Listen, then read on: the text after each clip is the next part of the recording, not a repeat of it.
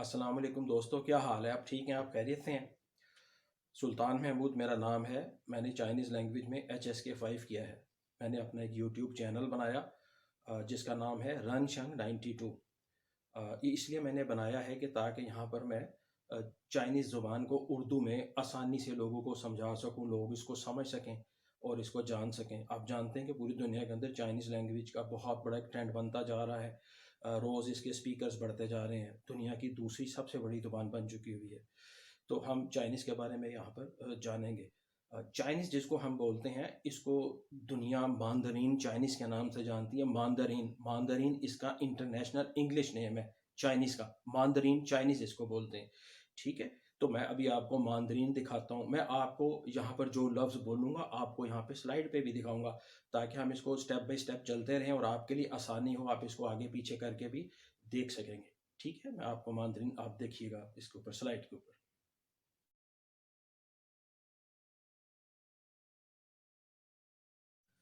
Chinese को Chinese ज़ुबान में हान्यू बोलते हैं।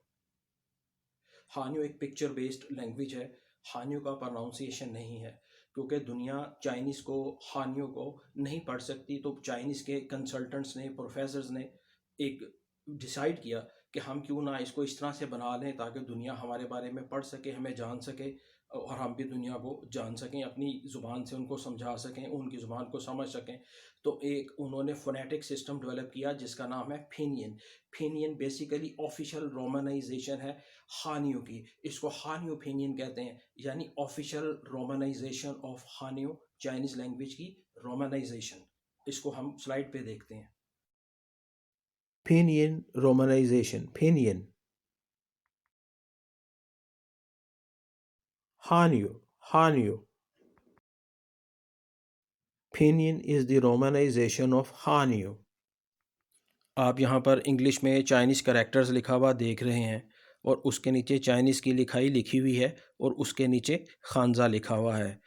खानज़ा जो है वो चाइनीज़ लिखाई को चाइनीज़ में कहते हैं और इंग्लिश में उसी को चाइनीज़ कैरेक्टर्स कहते हैं। ये फिनियन में लिखा हुआ आप पढ़ सकते हैं, लेकिन चाइनीज़ कैरेक्टर्स को लिखा हुआ नहीं पढ़ सकते।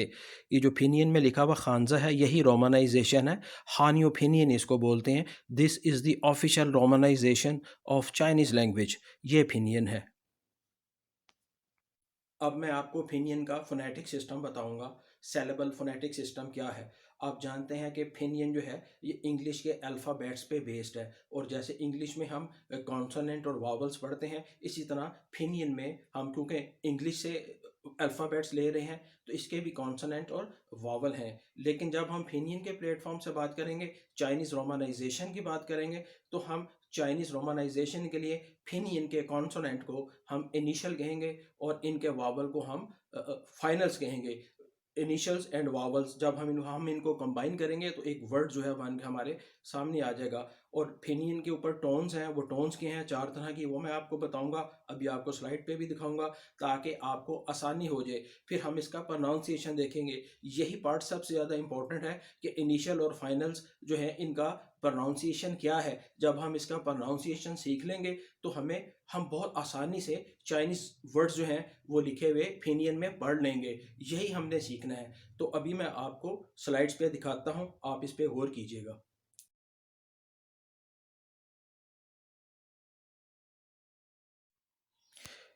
Chinese consonant vowels. Chinese consonant जिनको हम अभी जान चुके हैं इनिशियल्स कहते हैं और वावल को फाइनल्स कहते हैं। चाइनीज़ में सबसे बड़ी बात यह है फिनियन में, जब हम कोई फाइनल लिखते हैं अकेला, एक अल्फ़ाबेट एक लेटर, तो वो मीनिंगफुल होता है। लेकिन कोई भी कॉन्सोनेंट जो इनिशियल है फिनियन में वो मीनिंगफुल नहीं होता। उसके साथ कोई फाइनल आके मिलता है तो उसका एक रीडेबल, एक सेंसेबल, एक मीनिंगफुल जो है वो वर्ड बनता है। ये कॉन्सोनेंट वावल यानी इनिशियल एंड फाइनल्स हैं। वो क्या हैं हम उनको अगली स्लाइड पे देखते हैं। अब हम इनिशियल्स की आवाज़ को देखते हैं, प्रोनाउंसिएशन को। बी जो है वो पे की आवाज़ देगा, पे से पाकिस्तान। पी देगा फे की आवाज़, फे से फूल। एम बिल्कुल इंग्लिश के एम वाली ही आवाज़ देगा। एफ भी इंग्लिश के एफ वाली यानी फे से आवाज़ देगा। टी देगा ते की आवाज़, ते से तख्ती। टी देगा थे की आवाज़ यानी थे से थाली। एन देगा बिल्कुल इंग्लिश वाले एन की आवाज़। एल देगा बिल्कुल इंग्लिश के एल वाली ही आवाज़। जी देगा दो आवाज़ें, एक काफ की और एक गाफ की। अगर किसी चाइनीज़ वर्ड में दो दफ़ा जी आएगा तो पहला जी काफ से और दूसरा गाफ से पढ़ा जाता है। के जो है वो खे की आवाज़ देता है, एच जो है वो हे की और खे की आवाज़ देगा, जे देगा चे की आवाज़, क्यू देगा छे की आवाज़, क्योंकि इसकी आवाज़ बारीक है इसलिए मैंने छी लिखा। एक्स जो है वो आवाज़ देता है सीन और शीन की। दोनों तरह से पढ़ा जाता है, कुछ चाइनीज़ सीन से बोलते हैं, कुछ शीन से। जेड एच चे की आवाज़ देता है, सी एच छे की आवाज़ देता है, ये आवाज़ थोड़ी मोटी होती है।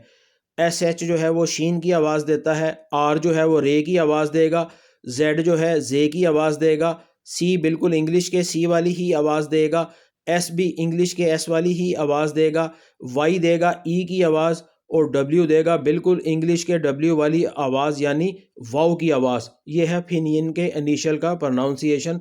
इसको याद रखना ज़रूरी है ताकि हम अपने वर्ड्स पढ़ सकें जो फिनियन में लिखे होंगे।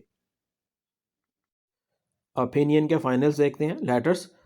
ये तादाद में फाइनल्स जो हैं फिनियन में 6 होते हैं, इंग्लिश में 5 होते हैं। फिनियन के और इंग्लिश के वावल की तरतीब का फ़र्क है, आप देख लेते हैं। हम इनकी आवाज़ को देखते हैं। ए जो है पहला फाइनल है। फिनियन में इसकी आवाज़ अलिफ मद्दा आ वाली है। ओ की बिल्कुल इंग्लिश के ओ वाली ही आवाज़ होती है। ई की आवाज़ होती है वो अलिफ मद्दा आ और ए वाली। और आई की आवाज़ होती है ई वाली। इंग्लिश के जैसे ई की आवाज़ है वैसे फिनियन में फाइनल की आई की आवाज़ जो है वो ई की आवाज़ होती है।